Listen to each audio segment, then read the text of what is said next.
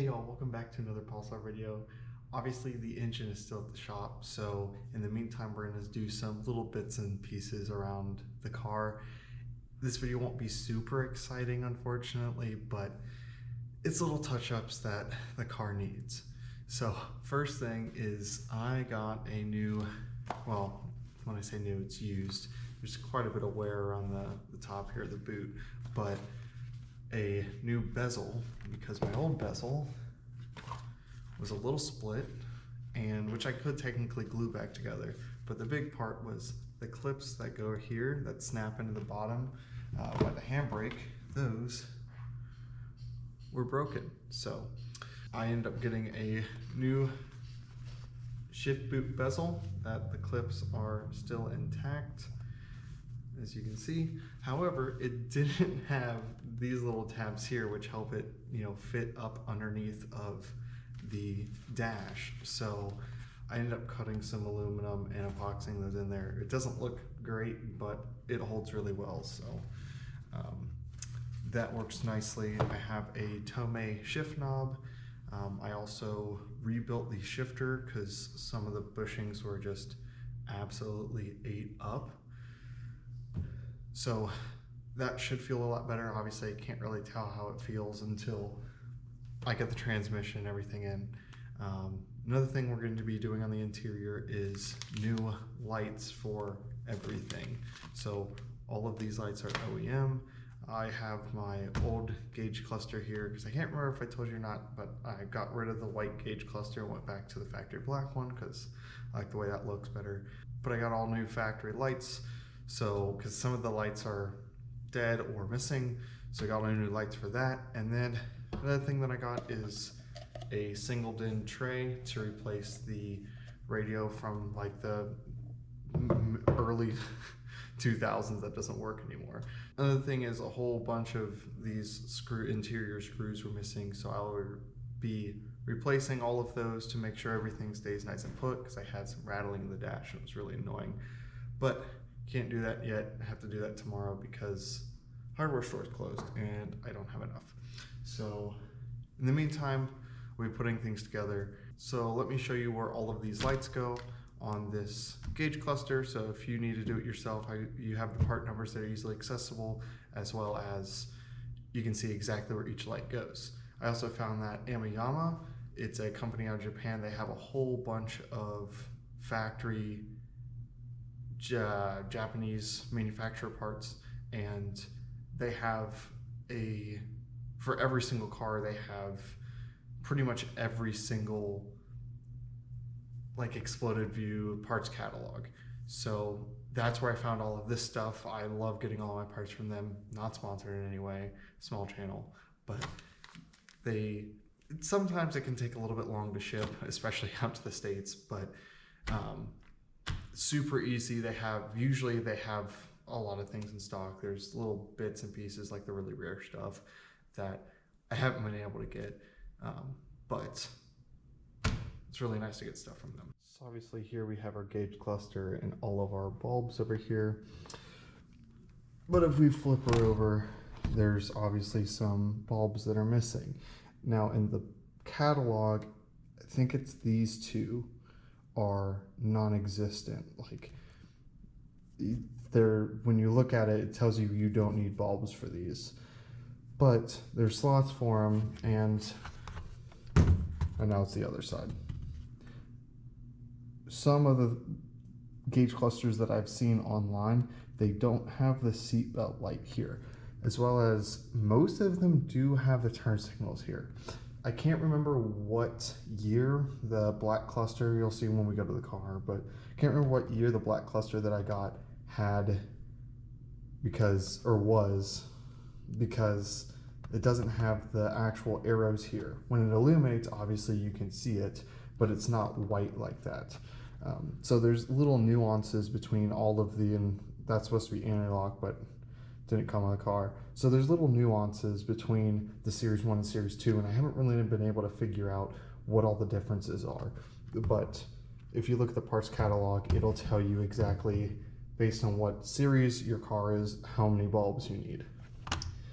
So I also kind of screwed that up a little bit because I really only needed 2 of these and I ordered 4, so I have some backups, which is good, I guess.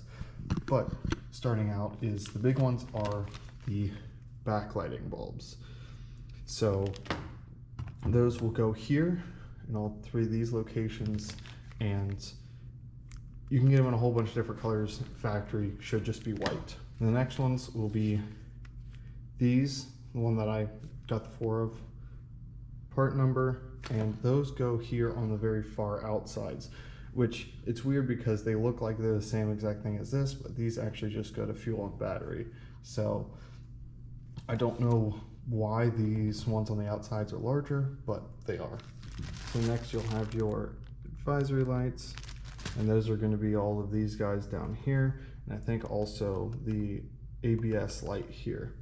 Then you also have your turn signal lights, just 2 of them, and obviously those go up here. Then lastly, you have your gauge pod lights. So there's 3 of these, and these are the only things that go into the gauge pods.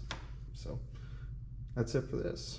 And hopefully you can see everything well. Obviously I pretty much already have everything disassembled, which is a little unfortunate if you were trying to see how everything comes apart, but more or less it comes apart just the same way it goes back together. So we'll get to that eventually.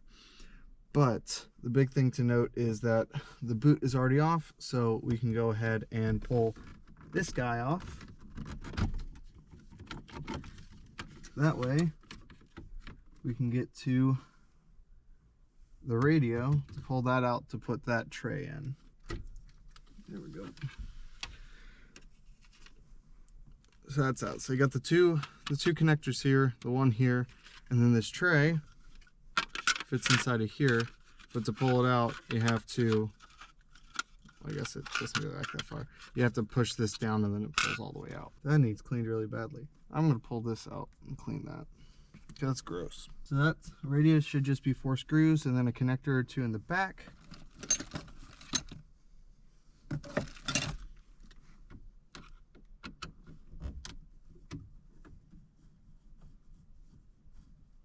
And then that tray should just replace it.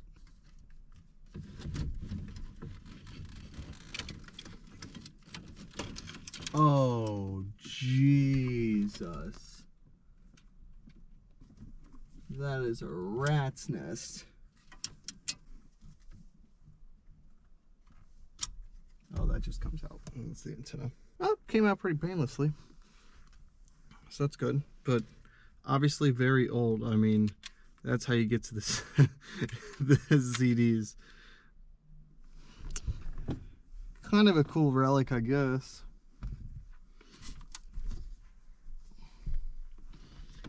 Oh my goodness. Jesus. Well, that just gets kind of shoved back there, I guess. Until I hopefully don't ever have to mess with it again. But it gets replaced with this little guy. Also, fun fact, if you didn't know, that's your cup holder right there, directly underneath the radio. Or, if you don't have a radio, if you have like an RB or something, then it'll be underneath this single DIN tray. And the reason I'm not making this, putting in a new radio or anything is, 1, because I don't want to have to mess with all the wiring, because I'm not a fan of that. And 2, because the exhaust is so loud, I wouldn't be able to enjoy a radio anyway.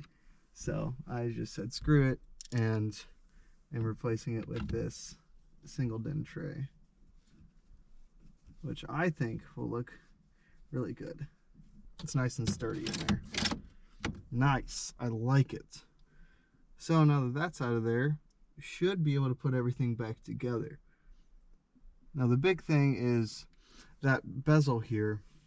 It has 2 screws, and that's what holds it in. Then you have the clips up here, so it snaps in up there and then screws in down here.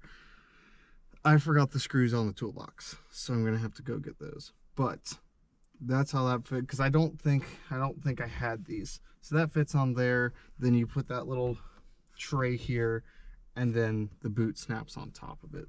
Yeah, because if you don't have that, it just kind of wiggles. And then it'll push this tray out. If I can figure out how it fits. There we go. So that tray, at least for me, that tray is what was holding this in place. Because as soon as I pull that tray out, then this can move. So if you don't have those screws, then it kind of screws everything up. But nice part, I have a place for my phone. All right, so now that we got this guy cleaned up, as pretty much as good as it's gonna get, it goes on underneath of here first into those little slots. Then that fits on top of that. And then we can screw it in. Now that's in there, that all works and nothing moves. Perfect. So now we can take my jerry-rigged shifter boot and bezel,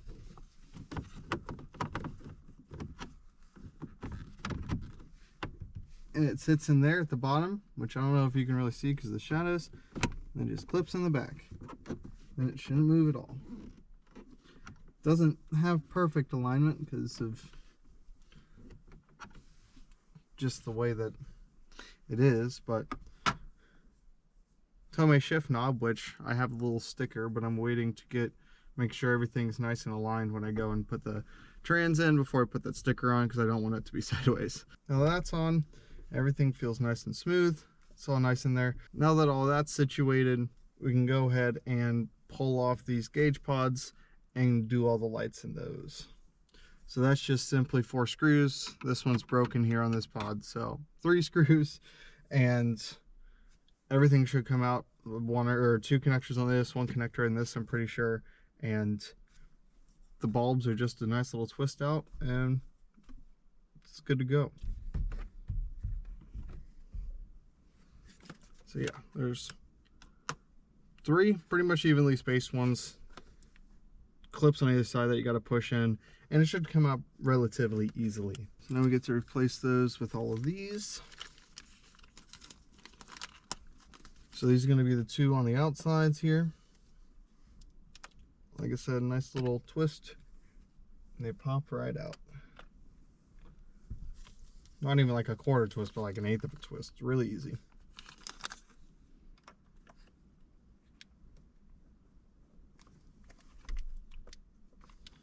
These are going to be the main backlighting ones. So the 3 big ones right in the middle.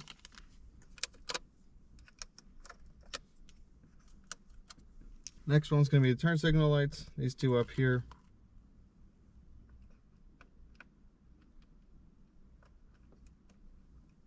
It may be stupid, but the other thing I'm just now realizing is all of these bulbs are color coded with where they go.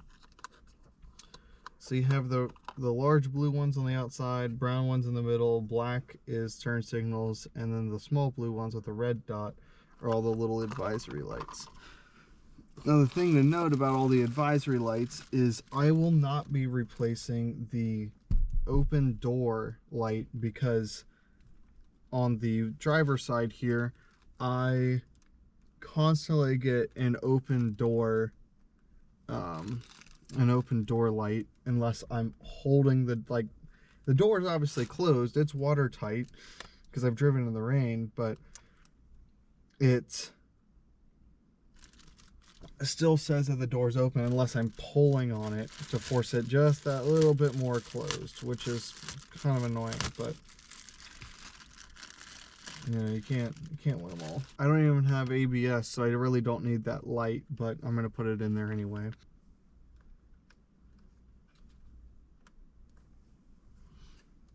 There we go. Now that's all there. Fun part's getting all of these connectors back in the right way. And there you have it, folks. I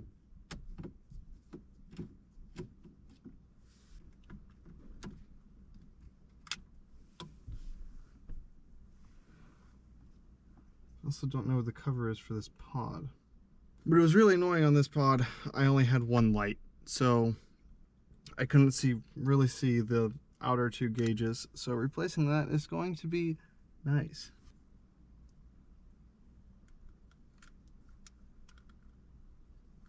I should probably go find the cover for this before I put this in.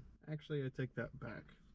I'm just gonna plug it in and make sure all the lights work before I mount it, which should just have to plug in the battery and should be good to go. Got the key.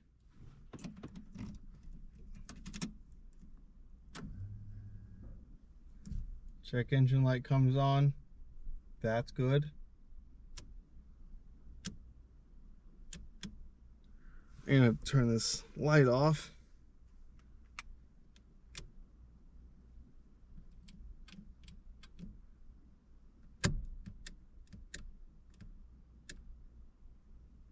The brights light is not working, which could be an issue with the board, but that's not a big deal. Door light I don't have. Battery, it's plugged in, but it's good. Oil has no pressure, so, well, the engine's not on, so it wouldn't be running, and fuel is full, so everything seems to be normal. It actually looks good. So we'll go ahead and put everything back together, and there's one more interior bit that I still need to do. So you may be asking yourself, hey, why do you have this taken out again? Well, the answer to that is this whole dash piece here that covers this whole area. There's 2 screws down here. So you have to remove this bezel and all of this fun stuff before you can get to these. I didn't have these when I took this out, so it wasn't a big issue. But now that I'm replacing those screws, or rather reinstalling screws, that has to go on before this bezel. So I'm going to do that, and it's going to be a pain in the ass.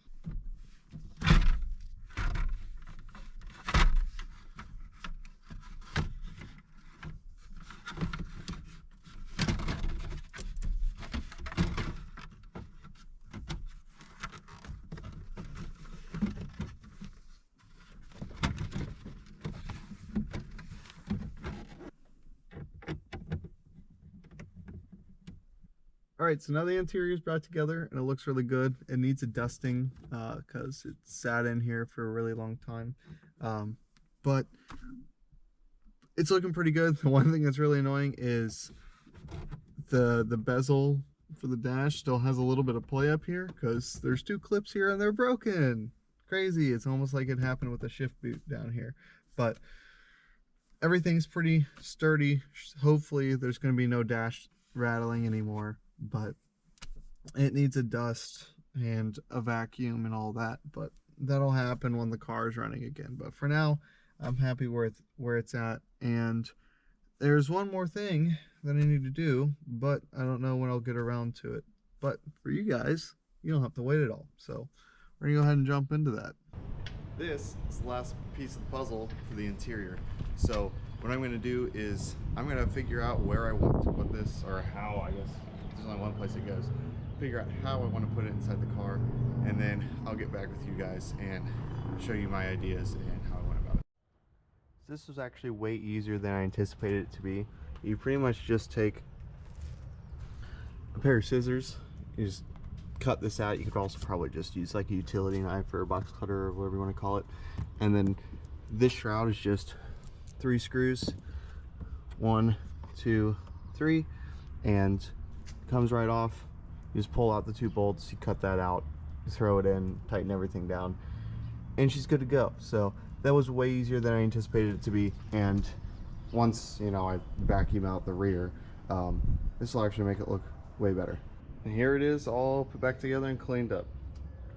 I think it looks pretty good. I might eventually try to source a sticker of some sort and then end up painting this or refinishing it. I mean, the raw aluminum kind of looks good, but there's a whole bunch of imperfections in it. It's kind of annoying, but for the time being, I think it's turned out pretty good. Also kind of want to repaint the ends because they're faded, but obviously my struts don't work anymore, so I have that on the list of things I want to replace, but they don't work, so I have to use a push broom. But other than that, pretty much everything that I want to do on the interior is done, minus reupholstering tiny little things. So I think it's going to do it for this video. I pretty much have the interior exactly where I want it to be, minus little reupholstery things. Steering wheel is the big one because it just doesn't feel good. It's frayed a little bit. The seats need reupholster because they're just coming apart a little bit. I mean, it's a 32-year-old seat. The bolstering on the sides not really there anymore. So seats, door cards are also pulling off. The glue isn't really sticking too well. So just little things here and there. Not in a big rush to do those. Steering wheel I probably kind of want to do in the winter, just because it's a switch you're holding, and if it doesn't feel good, then that really bothers me. But pretty much everything's done. So next video we should have the engine back and it should be going in the car.